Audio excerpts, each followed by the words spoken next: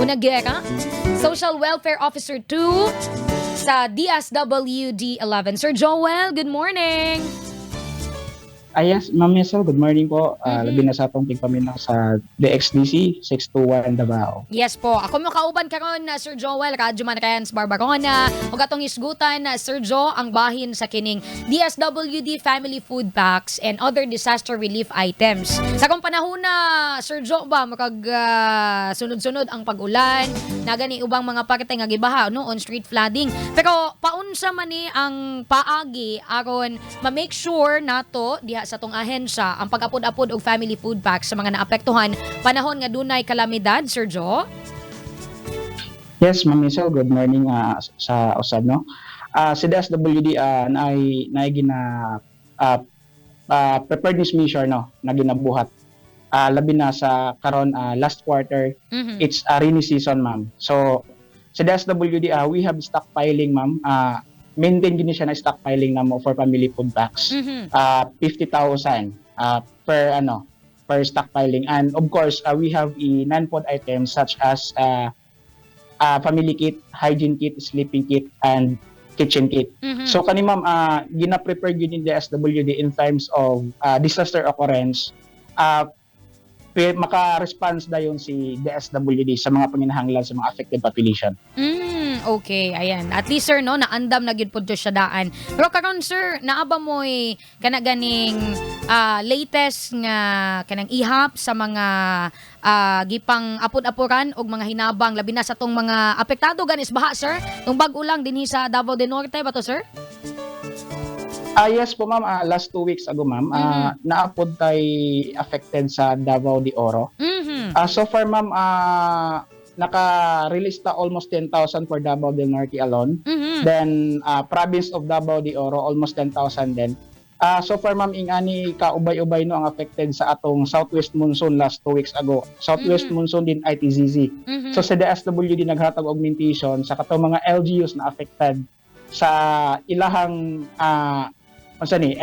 munisipyo tungod sa pagbaha, tungod sa effects ni Southwest Monsoon ug ITCC. So far ma'am, naka-provide me. So kana ma'am, almost 20,000 ang na-provide ni DSWD sa duha ka province po. Unsa may paagi ana sir? Makig-coordinate ang inyuhang local office didto or naanadaan dito sir sa probinsya? Andam na daan panahon nga dunay kalamidad, wa ni kinahanglan permahan or hulaton nga kanaganing mando.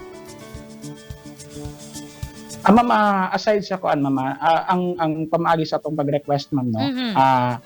Gikan sa LGU, mag-request lang ang LGU through a request letter. Then aside ang request letter dapat na institutional report no.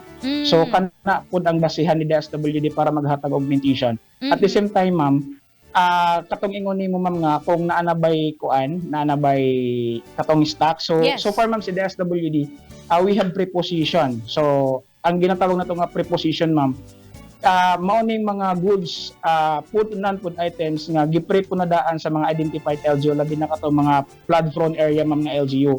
So natay mga stocks daan dito para anytime po if ever na yung mga occurrence, like for example katong flooding nga nahitabo, ma-release dayon nila ang goods ma'am. So anytime po maka-release dayon ng LGU, dili na magulat kay DSWD na mo ani pa sa Davao City po. Maayo at least ingon ana Sir Joel.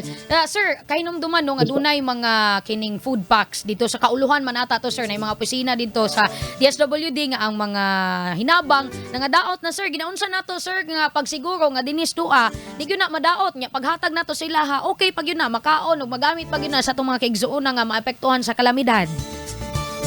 Yes ma'am, nindot siya nga pangutana ma'am. Kami sa DSWD ma'am, nami gitawag na first in first out policy. So kung unsa tong una ni sulod or to expire na, like for example ma'am, kani nga bulan nagsulod ni siya for stockpiling, then kani pod na i-request katupod ang una namong ginagawas. Yes. In terms of katong mga nangadaot na ma'am, so naagid mi regular inventory ana ma'am, naga-check mi anang mga goods namo. Like for example, dili man ginato malikayan kaning mga book ma'am. So kami sa DSWD ma'am sa warehouse, 2 to 3 months na naman ginay book. So kuana mo siya kuan na mo ang bukbuk ma'am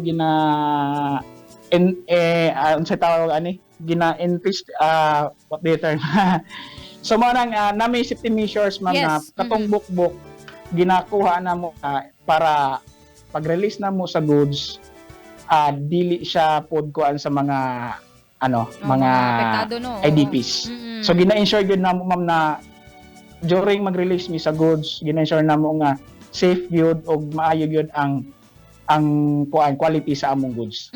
At least kana sir no, mao gyud na ang pinaka-importante sir. Kay kaunon ba pud ni sa ato ang mga kaigsuonan nga maapektuhan kay ibigin malikayan sir labi na karon sunod-sunod ang pag-ulan na gyud nay kana ganing mga pagbaha nga mahitabo. So Yes po, yes po. ato yung ginaampo nga luwas lang gyud ato mga kaigsuonan pero panahon nga kinahanglan nila og kana ganing tabang assistance sa DSWD I believe no na sa kanunay andam ang DSWD og ang inyong mga hinabang diha sir. Salamat kaayo Sir Yes, Joel. Basin doon na mo yung mga anunsyo diha sa inyong opisina sir o pagpasabot, dugang pagpasabot sa itong mga kaigsuunan ubos diha sa imuhang department Sir Joel. Of course no, good morning sa tanan labi na sa tong tigpaminaw no. So kana lang every time po na may mga assistance so patient lang ta. So labi na ma'am na naka-experience mi no sa other provinces. So na yung mga reklamo for the SWD. So of course, dili man gyud siya malikayan labi na sa politics ng mga intervention. So kana lang pagpasabot lang na mo maging kuan lang ta, patient lang ta sa kung labi na sa na mga ayuda sa kuan sa gobyerno. Of course, as amo pod ma'am sa part sa SWD, magpahimangno pod mi no sa atong katawhan labi na karon na third quarter na. Coming na ang rainy season ma'am. So hopefully na magbinantayon ta o mag-igmat ta sa labi na halos kada hapon. Yes. Nagaulan na gyud siya ma'am. So no. So mabantayan man gyud nato.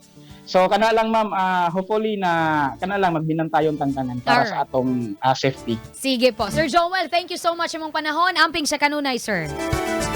Sige ma'am, thank you po. So nakauban mga kasama Sir Joel sa DSWD 11.